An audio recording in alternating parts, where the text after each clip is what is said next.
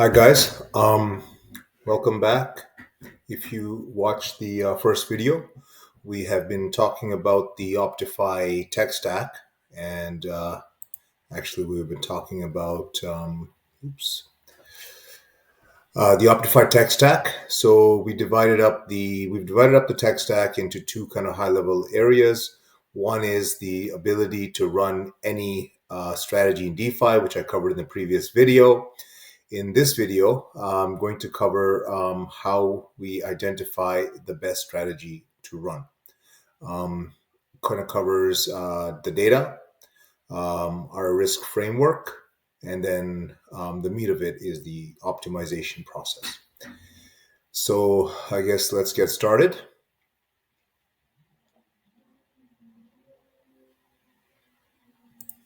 I actually put together a little slide deck just for this optimization engine part. So if you look at the image here, you can see we have the two inputs are the data feeds and the risk framework. Like I had mentioned in the previous video, every time OptyFi expands, we add adapters, which let us basically communicate with, or I guess deposit, withdraw into different protocols.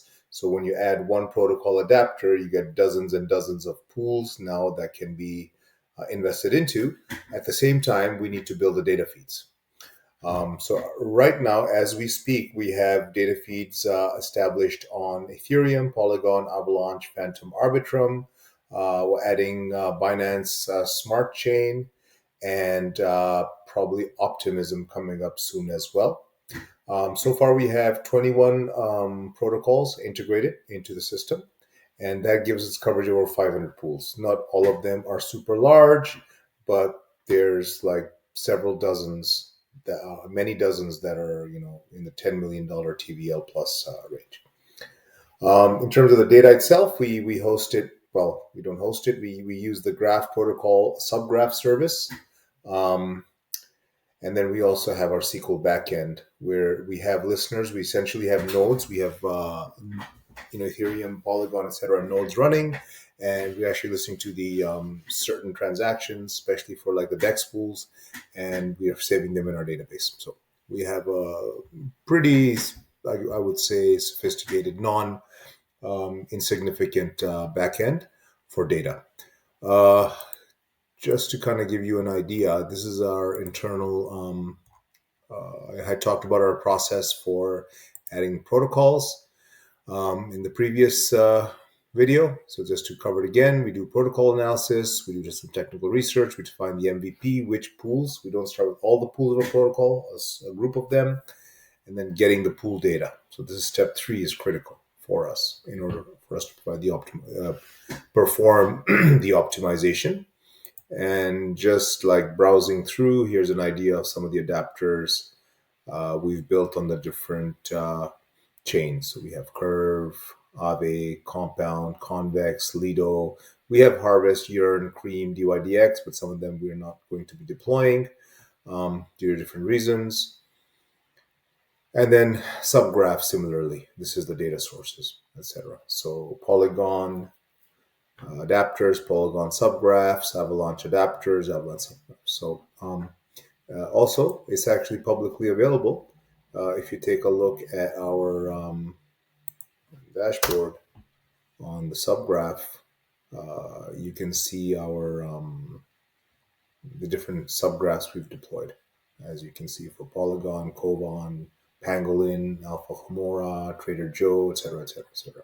So a lot of work has been put in so far in capturing data, and we don't use any we try to get the data straight from the source. We're trying not to use anybody else's APIs. We build right from the node itself if possible, or listening to events. We create our own data set. Okay, so moving on, our risk framework. So when we talk about risk, it's important to note we talk about 3 dimensions of risk within DeFi/yield optimization.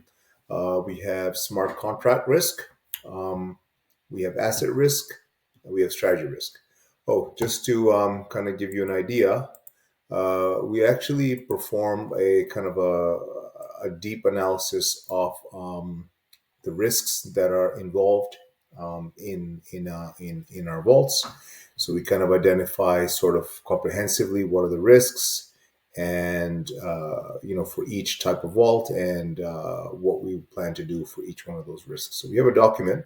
If you're interested to kind of know even more in depth how we intend to perform hedging, for example, and stuff like that, I'd be happy to go over that with you. We're looking at decentralized option protocols. But for this discussion, I just think it's important to note that we have three dimensions of risk we talk about. There's obviously smart contract risk, exploits, attacks, run on the bank, and then centralization. Such as, let's say, a protocol being controlled by a small group, and then pausing the withdrawals, stuff like that. Pretty standard.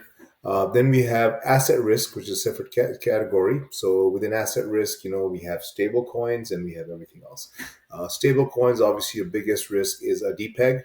So we watch that closely. We have some kind of proprietary stuff. A lot of it is around volume around the stablecoin, and if the stablecoin has volatile collateral, we monitor those volumes as well. And then, of course, Ethereum is a blue chip of the blue chips, and then you have smaller market cap tokens with less liquidity, less bigger whales who can control price, stuff like that. So we kind of monitor that. And then here is the most important one, not the most important one, but this is really the focus because it comes into our product lines: strategy risk. And I covered this in the previous video, but I think it's important. All our vaults can be categorized into three strategy risk categories: save, earn, invest. And this is where the user decides sort of what level of risk they're comfortable with. The save, which is the lowest level of risk, it's putting your funds into lending protocols. It's putting your funds into single-sided staking, basically where there's no impermanent loss. Principal loss is highly, highly unlikely. The next level up in risk and return are the earn vaults. Here you have, we would be willing to go into situations where there is impermanent loss. Recall that impermanent loss happens when you have multiple assets in a pool, but these are the pools where they're pegged assets. So USDC, USDT. The best example of this is Curve pools. So earn vaults are usually operating within the Curve ecosystem. And here our biggest risk is exposure to DPEG with these pools. At the next level, the invest vaults, they are the most aggressive, and we basically are implementing market maker type of strategies, essentially going into an LP position when we predict the price in a certain direction, or going into single side staking, etc., on the other side. And here's where we're trying to incorporate some hedges and so forth. So for the user, they have three categories of risk, which we feel is kind of highly intuitive for them to understand, and they can then decide. So they decide the token, they decide the level of risk. So we've tried to keep it, even though there's a lot under the hood, we've tried to keep it relatively simple for the user. Okay, so moving on, we have a vault monitoring and management system, we've built around our vaults. At the first layer, we have alerts and notifications. We have all the strategies we're monitoring. They're consistently background processor running every few minutes and scoring them at all times. And then we're keeping track of vault metrics. So just to give you an idea. Also, of course, then we're getting specific notifications like, hey, it's time to rebalance this vault. Hey, it's time to harvest. And then we have vault stop losses in place, which we can set. So let's say a vault loses, depending on the risk, again, the risk profile. If a vault like a pegged, like a curve vault loses, let's say 2%, within a certain period of time, within a day, for example, we would just exit that strategy automatically. In the invest vaults, the threshold is larger, but we sort of have these things all in a dashboard, which is maintained by our We have a dashboard, which is basically monitored by our in-house folks, strategists. So here's an example of a USDC vault. And what you can do here, I'm whitelisted as a strategist, so I can connect my wallet, and then I'm able to essentially, if there was a next a better strategy to move into, I would be able to go into it. Compounding is not required, but if compounding was required. So right now, the way we've started is we have a human intervention. Even though the algorithm is notifying us that take step X or Y or Z, we have a human step in there. And at some point, we're hoping this human step will become redundant. Like every time I get a message, it will be like, I'll just do what the message is telling me to do, and then the human step can be eliminated. So with all our automation, that's how we do it. We initially have some kind of human oversight, and then we move away from that. Just to give you an idea, these are the strategies. For example, some of the strategies we're monitoring. This is USD going to Aave, into Compound, into Curve. You can switch to these strategies with the click of a button, and you can actually look at the historical performance of this strategy as well. So right now we're scoring this according to our models. I'll talk about models later on. Um, yeah, anyways. So this is, I'm not sure. I think this data is kind of off. But we generally are trying to look at the daily, weekly, and monthly APYs. I think there's a fraction off here. But anyways, and then there's a trading range, Sharpe ratio, etc., etc. So this is sort of a dashboard we use, and then we keep track of all the actions on the vault. So that's kind of a vault monitoring and management system. Like I said, the main idea here is we have the automation, and slowly we'll make it full automation until we reach there. There's a lot of human involvement. Our team, for example, all day is getting like messages that, hey, Aave staking vault action required, switch to single-sided staking, etc., etc. If there's an urgent thing required, if there's a big drop, like there's a big drop, annualize it's 100%. Don't let that throw you off. It's a drop. So if you analyze it, it's a lot. But this is basically the way we monitor these vaults. So now the interesting part, well, most interesting part for me is the optimization. So in the optimization flow, we basically have these steps. We have algorithm development, we have model tuning, simulation backtesting, internal testing, and then public launch. So algorithm development, basically we have right now we have a few different algorithms. Starting with some very basic ones. The historical algorithm just looks at a window in history, and it basically says, okay, let's assume that the window in the future will be similar to the window in history. So 1 hour in the past is a good predictor of 1 hour into the future, and we only use price or APY as the one single factor.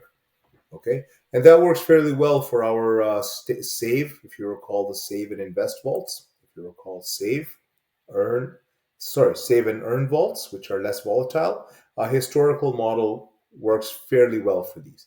It's when you get into the invest vault where the price fluctuation makes a big difference that we need some of the more advanced algorithms. Okay. So another algorithm we have is sort of like a Bollinger Band based, technical analysis based model, either using momentum or mean reversion. And I'm going to show you that works fairly well as well. It really depends on the second step is how well the parameters are tuned for that model.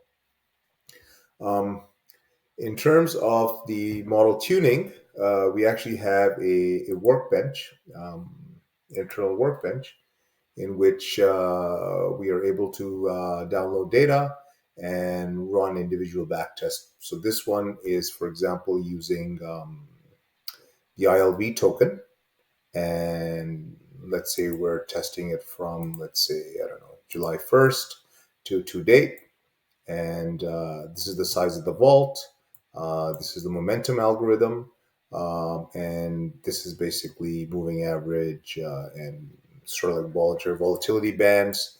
Um, and This is a bit slow. I need to upgrade this so that it would run on server. Right now, it's actually running on my computer. Um, but anyways, this gives a comprehensive, like, so what we do is we actually try different parameters, one by one. So we come with a range of good ones, and from there, then we can do the next step in the optimization. This is actually taking a bit long. Uh, so, anyways, this is an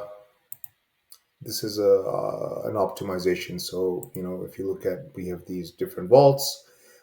This is an optimization of the parameters. So the first one is kind of like eyeballing it, where one of our analysts kind of reviews the results. So here I use these particular parameters, these three parameters, on an ILV token vault, and you can see the performances. I mean, it's okay. It's not much better than just being LP in the LP itself. I think, yeah. So we basically are trying different parameters. I think this one, I was playing around with this before. This one works better. But then if you look at the actual ILV, the set of optimizations, we can test different parameters, this range of parameters, basically every combination of these. And then these are tested for different objectives: returns, Sharpe ratio, max drawdown. And as you can see, some of these results down here are pretty decent. So we probably need to go with something more closer to here. And that's basically how we do it. So the idea is to be able to systematically, across lots of tokens and lots of pools, identify strategies which kind of meet our risk and return thresholds, and just be able to deliver them in as much of an automated fashion as possible.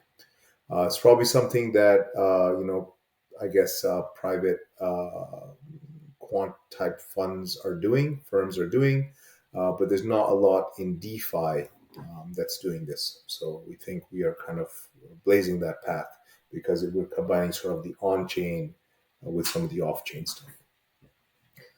So yeah, that's a high level. Yeah, sorry. Once we have done this back testing, so the back testing I showed you, by the way, we have our own back testing engine, which is which is basically simulating different pools. And yeah, there's something urgent going on. Apologies for that. After we're pretty confident in the back testing, we actually launched the vault internally with our own funds. We've just launched 4 of them yesterday. We're actually getting, it's a really good time right now because we're actually getting set to launch a bunch of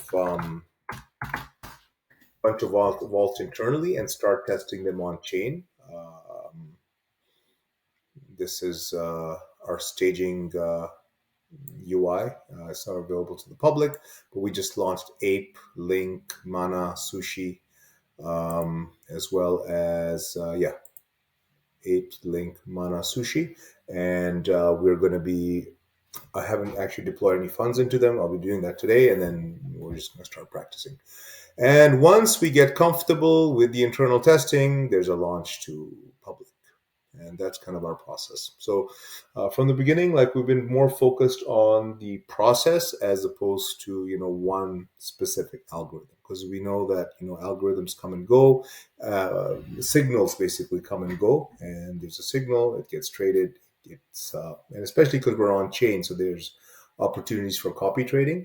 So what we want to make sure we have is the best tools and the best technology in the business to be able to continually produce good models. And also, equally important is monitor and management. So it's the whole package together, which over the long term, I think will give us sustainable yields. Okay. Yeah, that's it. I'm glad, pleasure to show you how the OptyFi tech stack works. And yeah, that's about it. That's all I got. Thank you.